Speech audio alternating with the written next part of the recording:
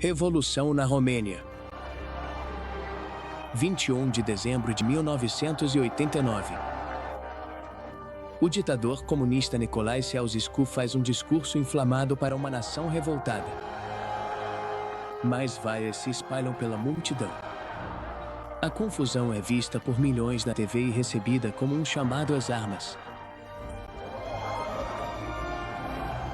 Menos de 24 horas depois, mais de 100 mil pessoas tomam as ruas de Bucareste, determinadas a derrubar o ditador. Eles invadem a sede do Partido Comunista numa caçada implacável pelo presidente.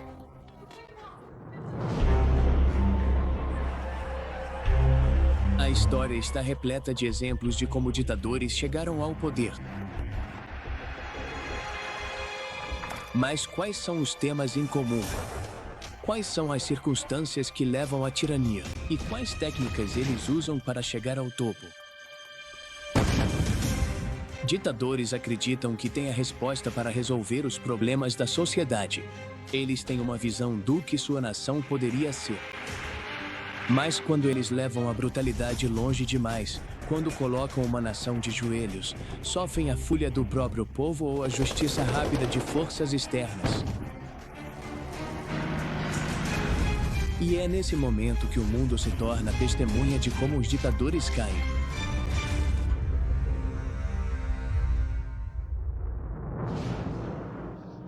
Ditaduras são quase universalmente insustentáveis.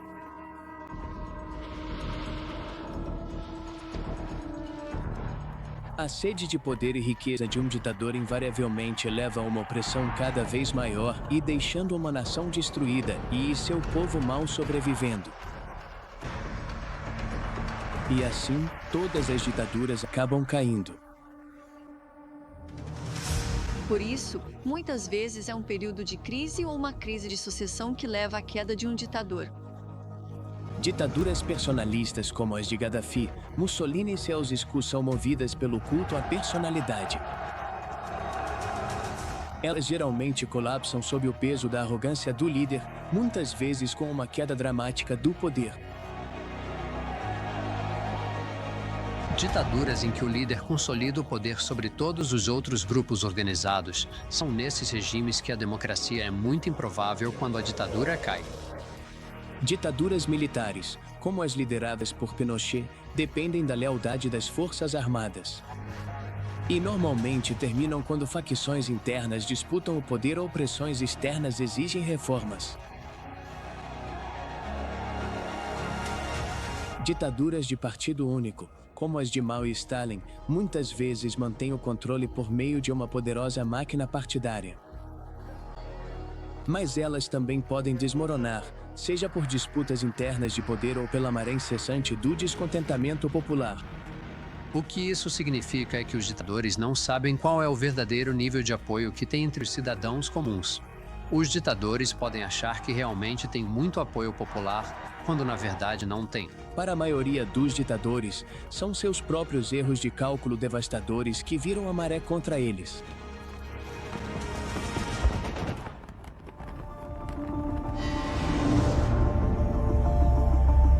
O presidente romeno Nicolae Ceausescu começou seu governo como um ditador de partido único, mas acabou se transformando em um líder personalista, com celebrações luxuosas e homenagens para ele e sua primeira-dama, Helena. Como muitos ditadores, a queda dos Ceausescu viria pelas mãos do povo. Em 1989, havia uma onda crescente de descontentamento em todo o país. Os romenos vinham sofrendo sob medidas severas de austeridade há quase uma década. O regime de Ceausescu havia se sobrecarregado com investimentos absurdos em siderurgia, mineração e petroquímica, todos eles fracassados.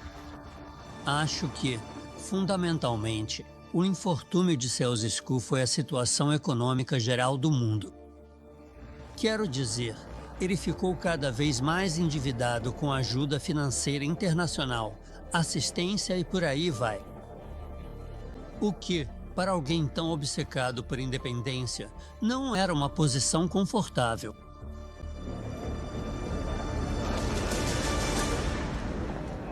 O governo desviou quase toda a produção local para mercados de exportação, numa tentativa apressada de pagar a dívida.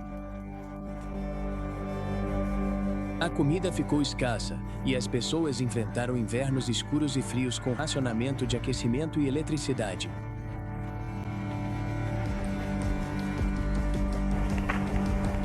Guiado por paranoia e por um círculo interno ignorante, Ceausescu foi se afastando cada vez mais da realidade. Mas quando o regime tentou silenciar com violência várias vozes dissidentes de destaque, a resistência explodiu em todo o país.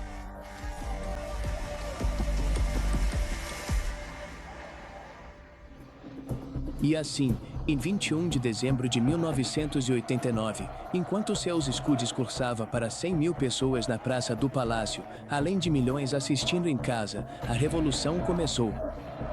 Seu maior e mais caro erro de cálculo foi o de acreditar, de forma equivocada, que ele era verdadeiramente adorado e amado pelo povo romeno.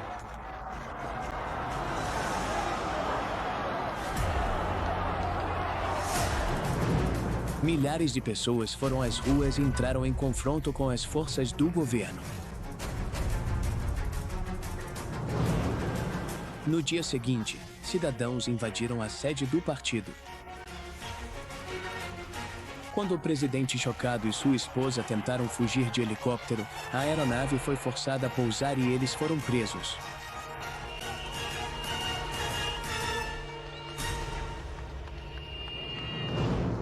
Um tribunal militar foi rapidamente organizado pelo chefe da Frente de Salvação Nacional, Ion Ilescu.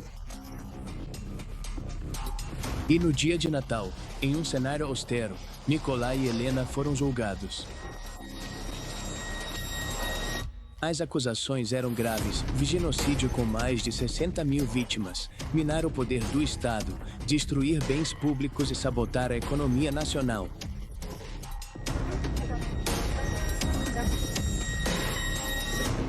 O julgamento foi rápido. O casal foi considerado culpado em todas as acusações e condenado à morte por fuzilamento. Eles se conheciam desde 1939. Eles morreram de mãos dadas e morreram sendo executados a tiros. Eles foram fuzilados em um pátio gelado ao lado de um bloco de banheiros, um fim indigno para uma parceria tirânica. A queda de Ceausescu pôs fim a décadas de terror, mas teve um custo devastador e deixou um legado de consequências profundas que ainda assombram a Romênia hoje.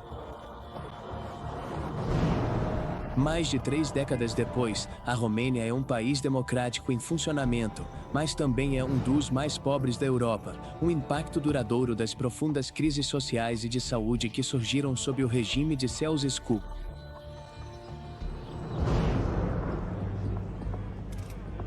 Ditadores que tomam o poder raramente terminam seus dias deitados pacificamente em suas camas.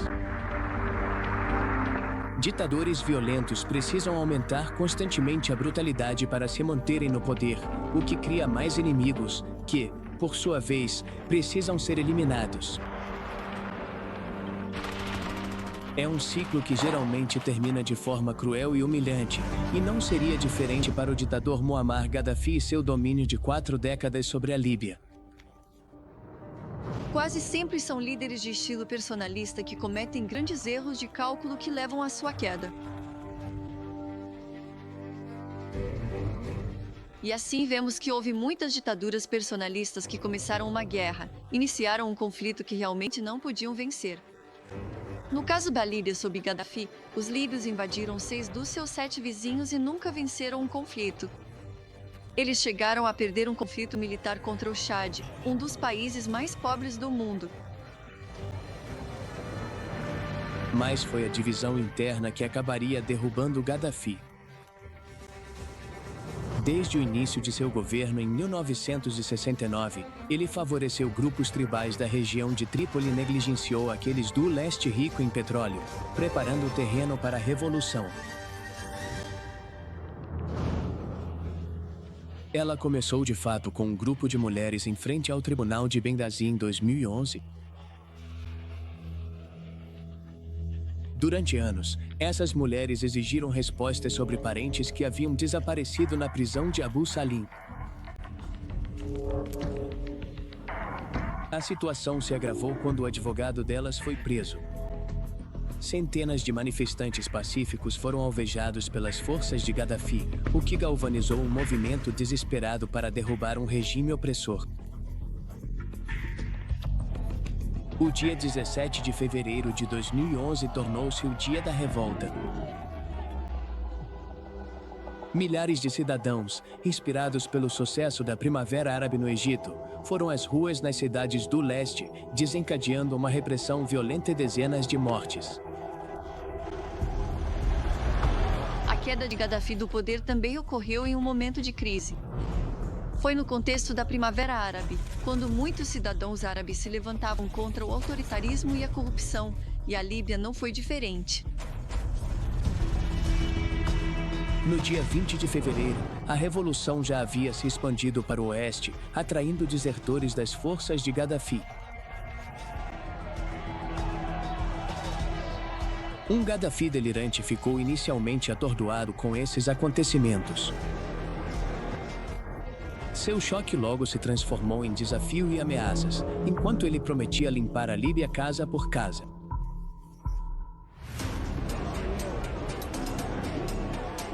Gaddafi teve um fim muito desastroso e verdadeiramente trágico quando calculou mal as ações e as intenções do Ocidente, porque as potências ocidentais, de forma unânime e decisiva, decidiram que não ficariam de braços cruzados, permitindo que a força aérea de Gaddafi aniquilasse completamente a oposição que estava se formando e crescendo na Líbia, um país do norte da África. Em março, o Conselho de Segurança das Nações Unidas autorizou uma zona de exclusão aérea, levando a ataques aéreos liderados pela OTAN. Essa ação internacional, combinada com a rebelião em escalada, são os líbios que decidem seu futuro. Culminou com os rebeldes entrando em Trípoli em agosto e marcou o começo do fim do regime de Gaddafi. Gaddafi, ele destruiu o nosso país e agora não podemos experimentar a liberdade. Ao amanhecer do dia 20 de outubro, Gaddafi, junto com alguns leais, fez uma fuga desesperada de Sirte. Mais aeronaves da OTAN frustraram a fuga deles, dizimando o comboio e forçando o líder a buscar refúgio. Gaddafi foi retirado de um cano de escoamento por combatentes do Conselho Nacional de Transição, espancado e exibido no capô de um carro antes de ser fatalmente baleado. Um fim humilhante para um déspota orgulhoso, mas ignorante. Infelizmente, o que veio depois de Gaddafi para a Líbia foi o que acontece depois de muitas ditaduras. Ou seja, outra forma de ditadura ou desunião no país.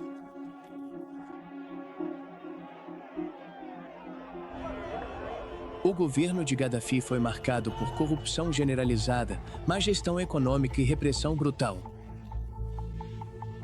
Esses problemas são o resultado natural de características pessoais vistas em todos os ditadores: ganância, arrogância e ignorância deliberada. De muitas e variadas maneiras, por causa do estilo de liderança ditatorial e autoritário de Gaddafi, porque ele destruiu completamente todos os resquícios da sociedade civil que existiam anteriormente, o que veio depois do regime de Gaddafi também foi, infelizmente, desastroso. A queda de Gaddafi aponta para tendências mais amplas nas ditaduras. Primeiro, ditadores que tomam o poder para si mesmos têm menos probabilidade de promover a democratização quando caem, em parte porque a forma como perdem o poder tende a ser violenta.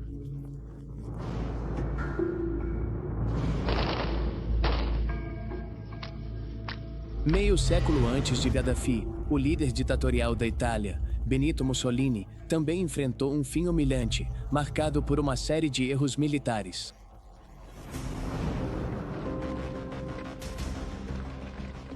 Em 1939, mesmo com o aparato estatal opressor, o entusiasmo do povo italiano por Mussolini já estava diminuindo.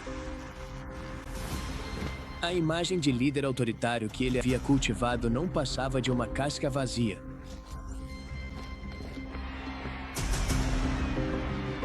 Enquanto a Europa se preparava para a Segunda Guerra Mundial, a obsessão de Mussolini com pompa e cerimônia ofuscava a preparação militar estratégica. Um dos maiores erros de cálculo de Mussolini foi sua decisão de alinhar seu regime e a si próprio de forma tão próxima a Hitler e à Alemanha nazista. Foi nesse momento que o futuro da Itália mudou. A Itália não estava exatamente preparada para esse conflito militar, nem de longe tão preparada quanto a Alemanha nazista nesse aspecto. Mussolini agora estava em apuros. Ele se gabava de ter 150 divisões apoiadas por reservas de 12 milhões de soldados. Quando, na verdade, apenas 10 divisões com equipamentos antiquados estavam prontas para lutar. Mas, ansioso para reafirmar sua autoridade cada vez menor, Mussolini tomou uma decisão fatídica. Em junho de 1940, ele se juntou à Alemanha nazista e declarou guerra à França e à Grã-Bretanha, o que levou a uma série de catástrofes militares humilhantes.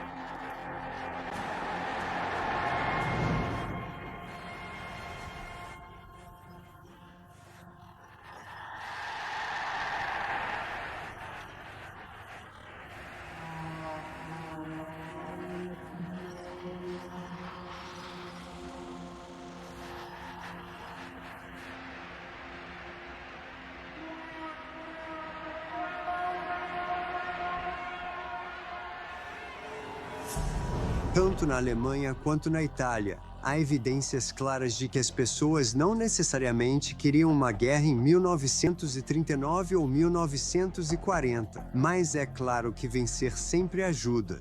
E, nesse sentido, a guerra italiana nunca realmente produziu vitórias espetaculares que alimentassem, por assim dizer, o mito de Mussolini como aconteceu na Alemanha. Em 1942, a negligência do Duce tornou-se dolorosamente evidente. A falta de defesas antiaéreas adequadas deixou os italianos vulneráveis aos bombardeios implacáveis das forças aliadas. A popularidade de Mussolini também diminuiu à medida que a guerra avançava. Assim, à medida que o impacto tanto na frente militar quanto na frente doméstica aumentava, a escassez e a disponibilidade de alimentos tornaram-se muito importantes. E a forma como a dieta dos italianos piorou teve um impacto significativo no moral popular. A frente doméstica estava se desmoronando. Greves em larga escala e movimentos de resistência em crescimento revelaram o enfraquecimento do controle do regime.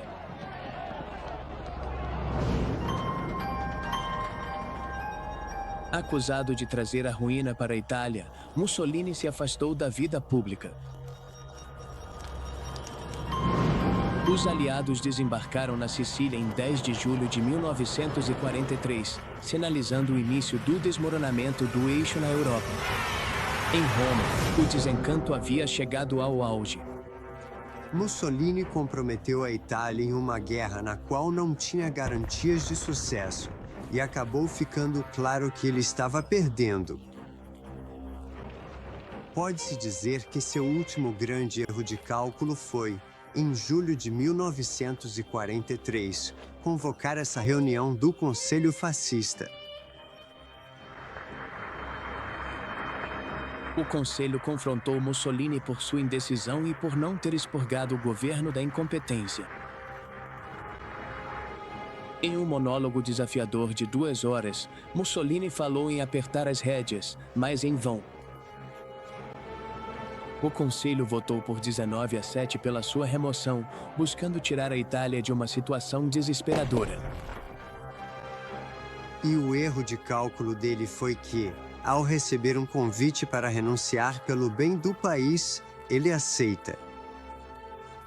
Ele renuncia, não porque seja um líder nacional altruísta, mas porque acha que assim vai conter a crise e que, no dia seguinte, o rei vai nomeá-lo novamente. E quando ele vai ao encontro com o rei no dia seguinte, o rei o prende. E esse é o fim do seu governo. Então, nesse sentido, pode-se dizer que esse foi seu erro de cálculo final. A queda do Duce foi recebida com alívio em todo o país. Efígies e retratos foram destruídos e as pessoas dançaram nas ruas, celebrando o fim do trágico carnaval.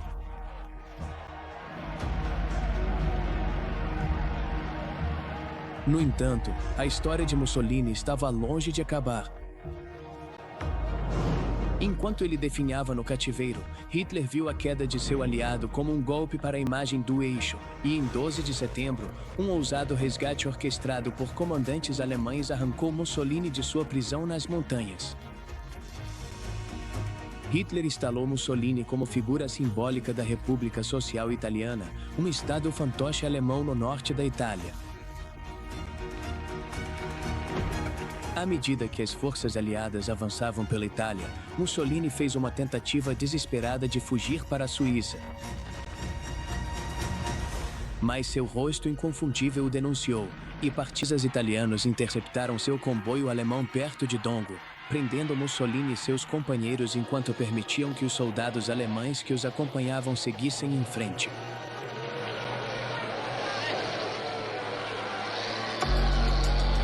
No dia seguinte, Mussolini, sua amante Claire Petaxi e outros 15 fugitivos fascistas foram executados por um pelotão de fuzilamento. A indignidade de suas mortes foi agravada quando seus corpos foram pendurados de cabeça para baixo em uma viga no Piazzale Loreto, em Milão, cena recebida com desprezo por uma multidão vingativa.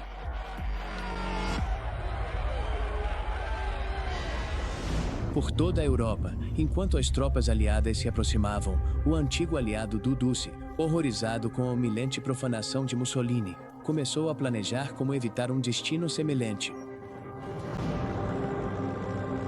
O fim de Adolf Hitler chegou apenas alguns dias após a execução de Mussolini. Isso marcou os últimos dias da Alemanha nazista e o fim da Segunda Guerra Mundial na Europa, embora o caminho de Hitler para a queda tenha começado muito antes, durante a guerra.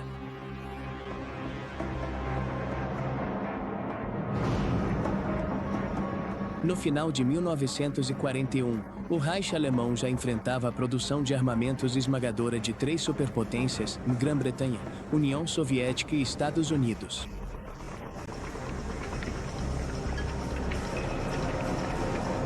Mas a reversão mais significativa da sorte alemã ocorreu na frente oriental. No fim das contas, é claro, a Operação Barbarossa e o ataque nazista ao URSS, embora esse fosse o objetivo final de Hitler, foi um erro fatal para ele. Hitler esperava que a União Soviética desmoronasse rapidamente, mas encontrou um exército vermelho altamente treinado, bem equipado e bem organizado. Uma série de batalhas sangrentas em Stalingrado e Kursk colocou a máquina de guerra alemã de joelhos.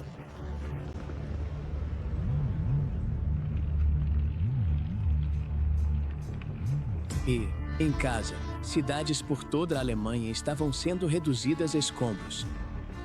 Mais de 500 mil de pessoas foram mortas em ataques aéreos. A falta de gás, água e energia tornou a vida insuportável. No final de 1943, estava claro para os alemães comuns que a guerra estava perdida.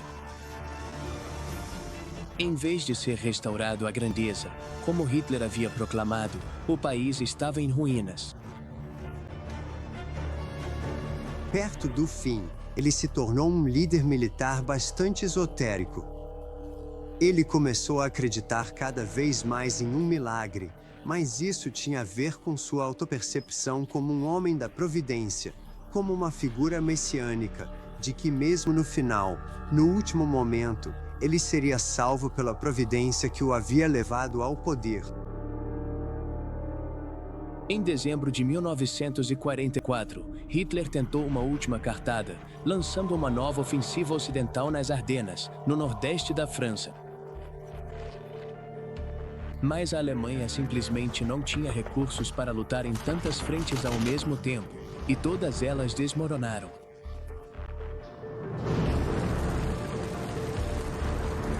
Após o bombardeio da chancelaria em fevereiro de 1945, Hitler foi forçado a se refugiar no bunker que havia construído abaixo. Ele sabia que havia perdido a guerra, mas ainda assim se mantinha desafiador.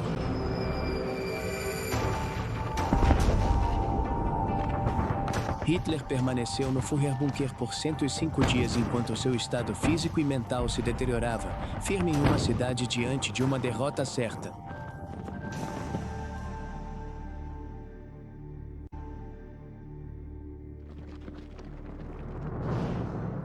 Ele se casou com Eva Braun, sua companheira de longa data, em uma cerimônia discreta. Depois, ele escreveu um testamento e um testamento político, culpando o povo judeu pela guerra.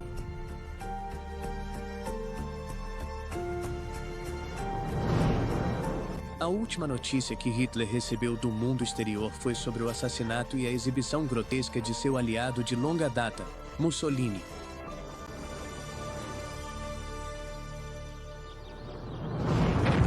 Na segunda-feira, 30 de abril, Hitler se despediu de seu círculo íntimo e, às 14h30, ele e Eva se retiraram para seus aposentos privados.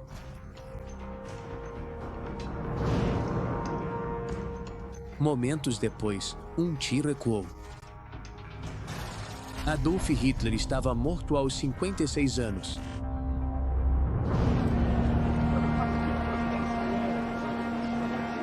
Ele havia se matado com o mesmo revólver que usou para atirar. Um tiro de advertência no pub da cervejaria em 1923. Eva havia morrido ao morder uma cápsula de cianeto. Seus corpos foram queimados no jardim do bunker.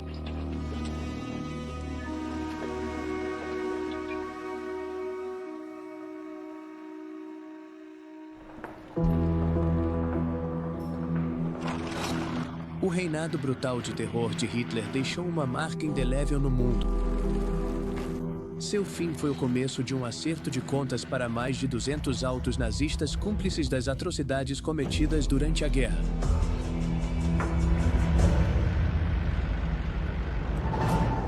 Ditadores brutais e personalistas geralmente têm um fim repentino, levando a mudanças dramáticas nas circunstâncias de uma nação.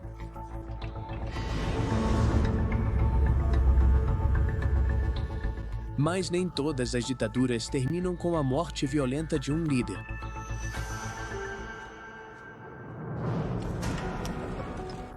O general Augusto Pinochet governou o Chile de 1973 até 1990.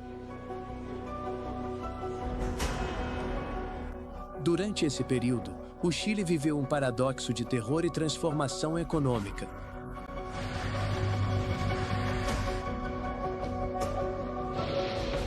O regime suprimiu partidos políticos e perseguiu dissidentes, resultando em mais de 3.000 mortos ou desaparecidos, na tortura de dezenas de milhares e em cerca de 200.000 chilenos vivendo no exílio.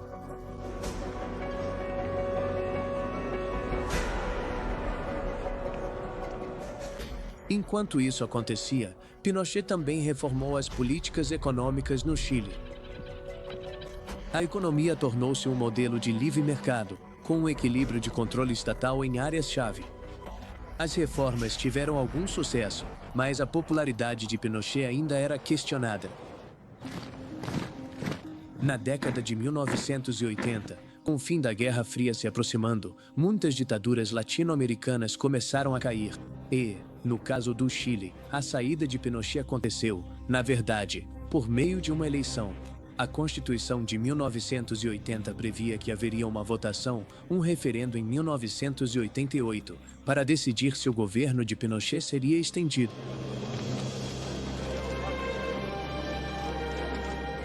O próprio Pinochet demonstrava publicamente confiança de que venceria a eleição. No entanto, ele tinha um plano secreto caso perdesse a eleição. Ele pretendia chamar os militares para as ruas e não deixaria o poder caso fosse derrotado. Quando os eleitores foram às urnas, porém, rejeitaram de forma esmagadora a continuidade do regime militar e as pessoas começaram a comemorar nas ruas naquela noite. Em 1990, foram realizadas eleições democráticas no Chile. Patrício Aylwin venceu e Pinochet foi oficialmente deposto do poder.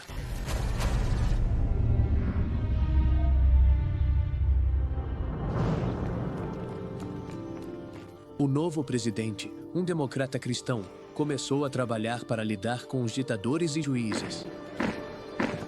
As famílias das vítimas receberam indenização, centenas de presos políticos foram anistiados e exilados receberam ajuda para voltar para casa. Isso realmente marcou o fim de uma era de ditaduras militares no estilo latino-americano. Havia mesmo uma sensação de que a ameaça do comunismo não era iminente e que os países latino-americanos estavam prontos para a democracia. Em 1991, a Comissão Nacional da Verdade e Reconciliação do Chile publicou uma longa acusação contra o regime de Pinochet, detalhando as múltiplas atrocidades cometidas. No entanto, o acordo de saída estipulava que ele poderia permanecer como chefe das Forças Armadas até 1998 e se tornar senador vitalício, com imunidade contra processos judiciais. Porém, em outubro de 1998, um mandado internacional de prisão foi emitido contra Pinochet pelo juiz espanhol Baltasar Garzón. Enquanto estava em Londres, o ditador foi preso por violações dos direitos humanos. Diversas acusações rapidamente se seguiram, mas o caminho até uma vitória judicial foi longo. Foram necessários 6 anos para abolir a cadeira de senador de Pinochet e retirar sua imunidade. E em outubro de 2006, começou o julgamento mais importante contra Pinochet.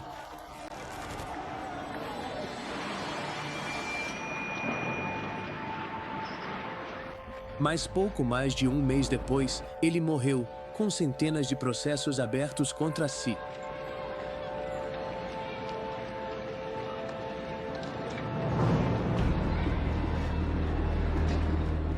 As vítimas de Pinochet nunca receberam justiça.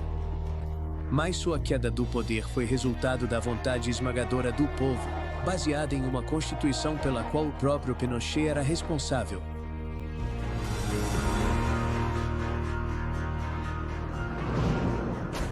Pinochet se espelhou no líder espanhol Franco Bahamonde e acreditava que, assim como Franco, também morreria com glória, mantendo seus segredos intactos. Mas, em vez disso, assim que perdeu o poder, ele foi implacavelmente perseguido pelos fantasmas do seu passado.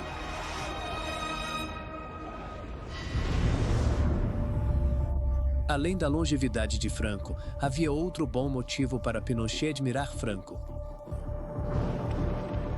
O governo do ditador espanhol, entre 1939 e 1975, foi marcado por um período de rápido crescimento econômico, conhecido como Milagre Espanhol. Isso contribuiu muito para a sua popularidade.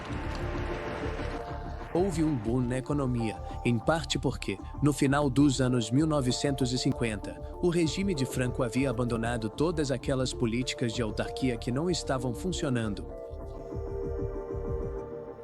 Então isso também muda a narrativa e o discurso sobre Franco como ditador e o discurso do regime. O novo discurso é a paz.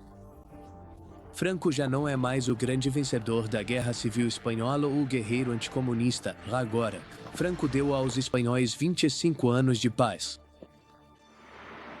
Numa tentativa de distanciar seu governo dos regimes fascistas desacreditados da Segunda Guerra Mundial e de conter especulações sobre sua sucessão, Franco introduziu a Lei de Sucessão por meio de um referendo em 1947. A lei concedia a Franco o poder absoluto de nomear seu sucessor a qualquer momento que desejasse, mas pelo restante de sua vida, por quase mais 30 anos, Franco agiu como um monarca de fato.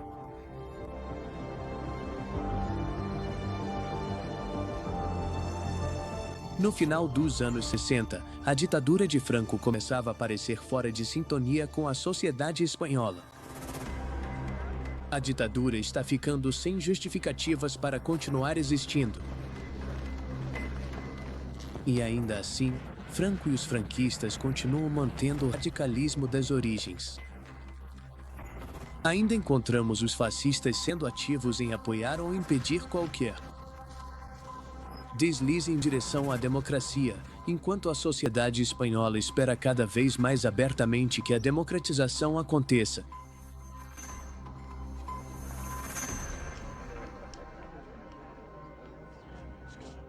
Franco teve que agir. Em 1969, ele nomeou o príncipe Juan Carlos como seu sucessor, em vez de seu pai mais liberal, o infante Juan.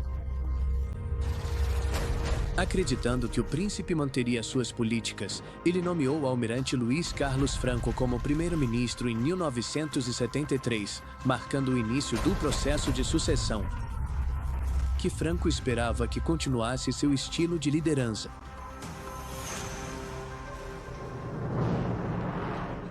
Após sofrer um ataque cardíaco em 15 de outubro de 1975, Franco coroou Juan Carlos como rei. Esse foi o último ato oficial de Franco. No dia 20 de novembro, Franco morreu aos 82 anos. Essa figura camaleônica, ou muito proteica, de Franco ao longo de toda a história do regime franquista, até sua morte em 1975. Foi uma ditadura muito longa. A mais longa ditadura de direita do século XX.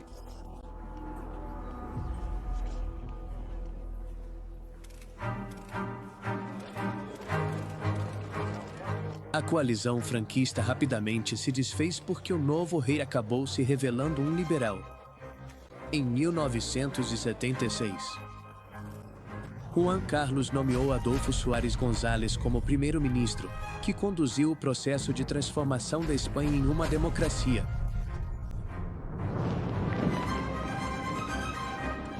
Em menos de 3 anos após a morte de Franco, o país conseguiu desmontar seu legado e realizar as primeiras eleições parlamentares desde 1936.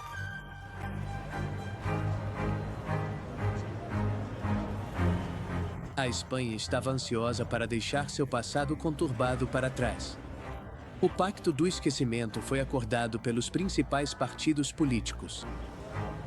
Foi uma escolha consciente para evitar mergulhar no passado ditatorial em prol da construção de um futuro democrático.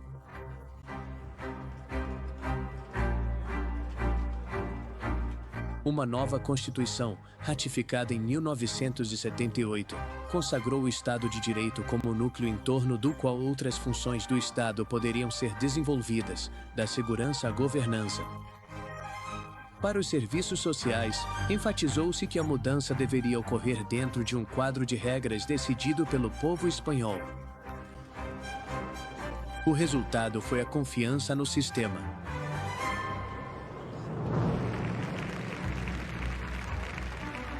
A transição da Espanha foi distinta, pois foi uma das primeiras na terceira onda de democratizações do final do século XX. E ocorreu sem o impulso de uma derrota militar, crise econômica ou pressão externa. Tornando-se um modelo de mudança liderada nacionalmente, a sucessão é um processo delicado para qualquer regime, especialmente quando um líder morre de forma repentina.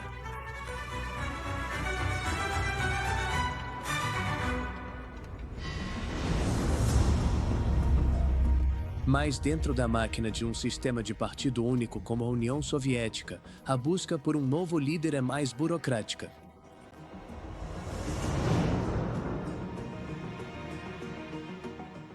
Joseph Stalin governou a União Soviética a partir de 1924.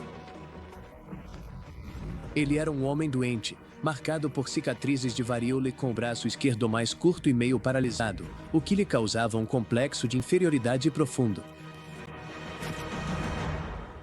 Uma posição desafiadora ao trabalhar à sombra do reverenciado Vladimir Lenin.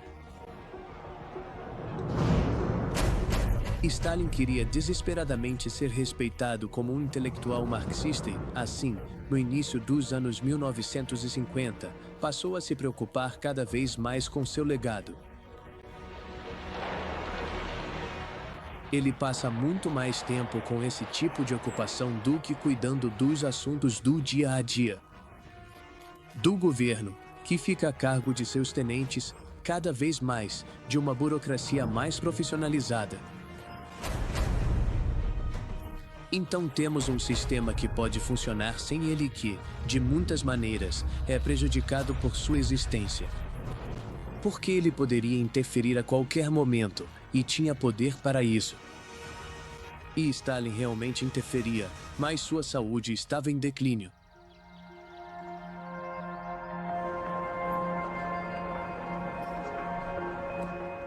Ele havia sofrido vários pequenos derrames na década de 1940, perda de memória, defeito na fala e aumento da paranoia.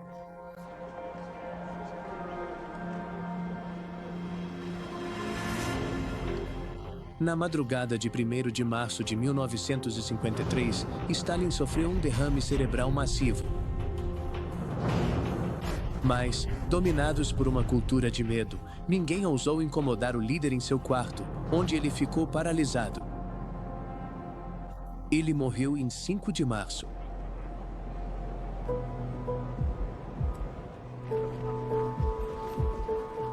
A morte de Stalin deixou a União Soviética em um estado de incerteza, sem um sucessor claro. O vácuo de poder levou a uma disputa tensa dentro do Politburo do Partido Comunista. Quando Stalin morreu, ele levou consigo para o caixão seu carisma. Então, assim que ele morreu, seu sucessor não teve outra escolha a não ser recriar esse carisma. Do partido de Lenin evitar uma continuação ou ressurgimento dos expurgos de Stalin, dos quais eles próprios poderiam se tornar vítimas.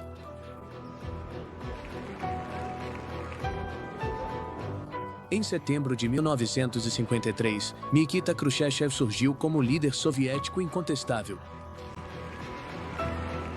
Ele iniciou uma série de reformas, buscando suavizar os aspectos mais duros da era anterior, ao mesmo tempo em que mantinha os princípios socialistas centrais. A desestalinização está fortemente ligada a Nikita Khrushchev e, em especial, ao seu discurso secreto no 20º Congresso do Partido, em 1956, onde ele basicamente culpou Stalin por tudo o que deu errado na história soviética.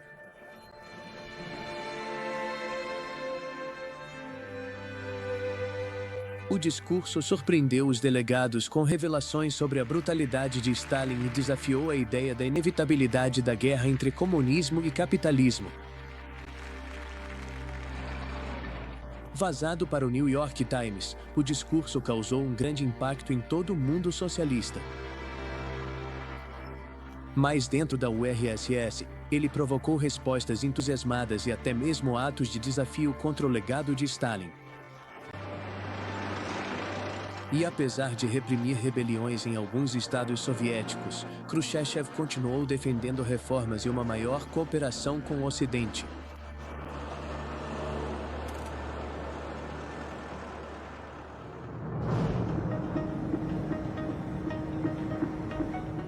Na Rússia moderna, a narrativa em torno de Stalin é frequentemente usada para afirmar interesses coletivos acima das vidas individuais. Com o controle do governo ofuscando suas responsabilidades sociais, os últimos anos testemunharam um renascimento controverso da reputação de Stalin dentro da Rússia. Uma pesquisa em 2021 indicou que 45% expressaram respeito por Stalin, refletindo uma visão pública mais complexa. No fim das contas, a morte de Stalin e o vácuo de poder deixado por ele criaram ondas que seriam sentidas pela União Soviética por décadas, ilustrando como é fácil. A queda de um ditador, que definiu tão completamente a cultura de uma nação, pode criar as circunstâncias para mudanças repentinas e profundas.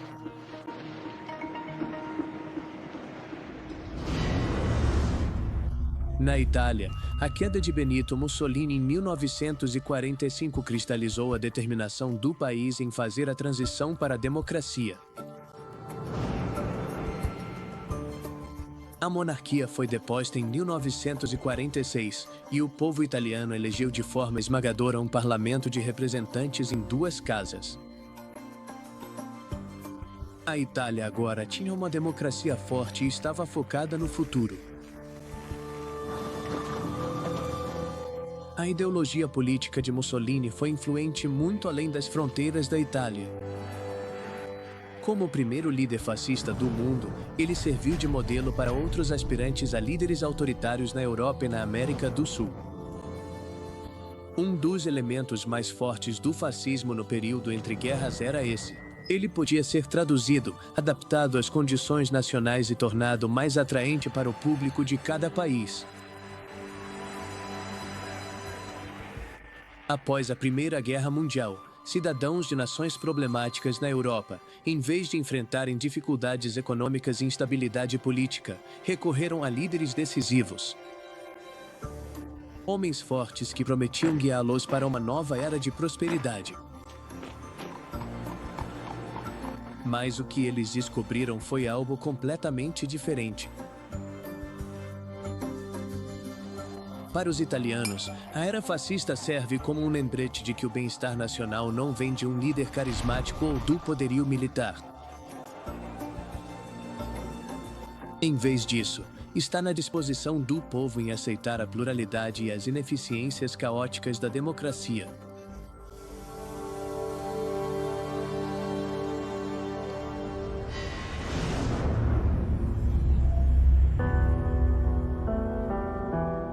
O ditador mais famoso da história deixou uma marca duradoura no mundo. Ele era tão popular entre seu povo, seu poder tão grande e seu reinado de brutalidade tão institucionalizado, que líderes sucessores se empenharam em criar um sistema que garantisse que a história jamais se repetisse.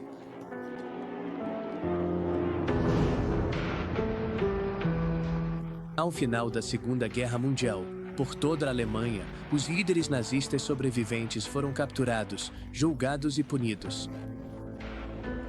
Tivemos os julgamentos militares em Nuremberg, simbólicos e também importantes do ponto de vista jurídico, que buscavam traçar um limite e virar a página.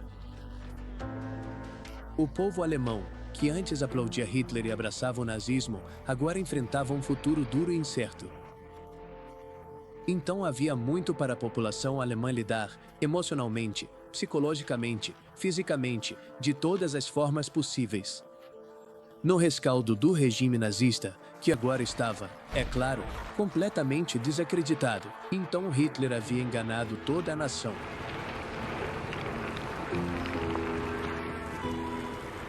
O regime nazista, claro, praticamente chegou ao fim com o suicídio de Hitler. Não havia uma situação de sucessão na Alemanha.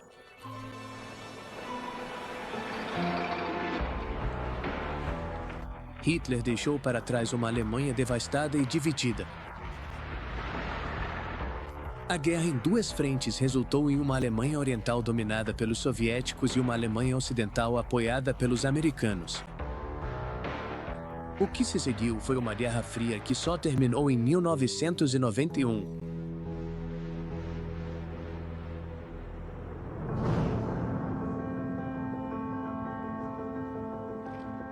A queda da República de Weimar e a subsequente ascensão de Adolf Hitler ao poder foi um dos exemplos mais significativos e impactantes da queda da democracia nos tempos modernos e na história contemporânea. O que isso significa é que precisamos proteger, salvaguardar e até mesmo valorizar a democracia. Não é algo que possa ser dado como certo. Seu sucesso e longevidade nos tempos contemporâneos não estão garantidos de forma alguma.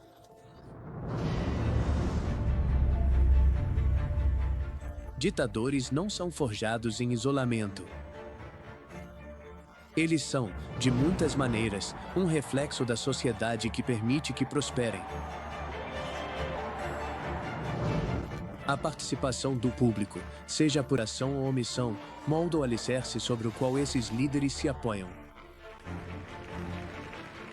É essencial que continuemos a refletir profundamente sobre a história sombria das ditaduras do passado, break time igual ao 0.5 SO para que nunca se repitam. Durante a maior parte da história humana, nossas características psicológicas evoluíram sob ditaduras. Temos uma luta muito difícil para ver se as democracias podem sobreviver. Se olharmos para as ditaduras do passado, elas foram incrivelmente brutais e repressivas. Houve todo tipo de sofrimento humano causado por ditaduras.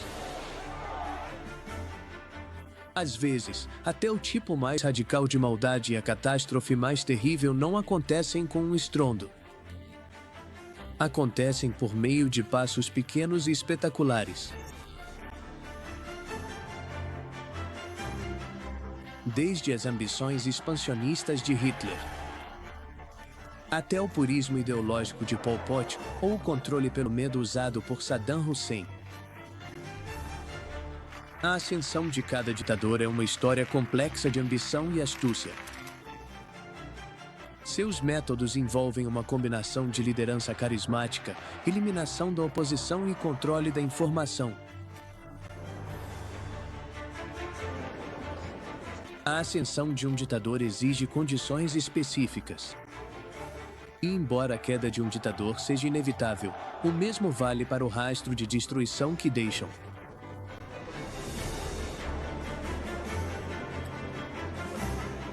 Desde o fim da Segunda Guerra Mundial, nos últimos 75 anos, o avanço da democracia tem sido uma anomalia histórica. Por isso, é importante entender como as ditaduras tomam o poder, como governam e como chegam ao fim, para que esses últimos 75 anos não sejam uma anomalia, mas sim um ponto de virada na história.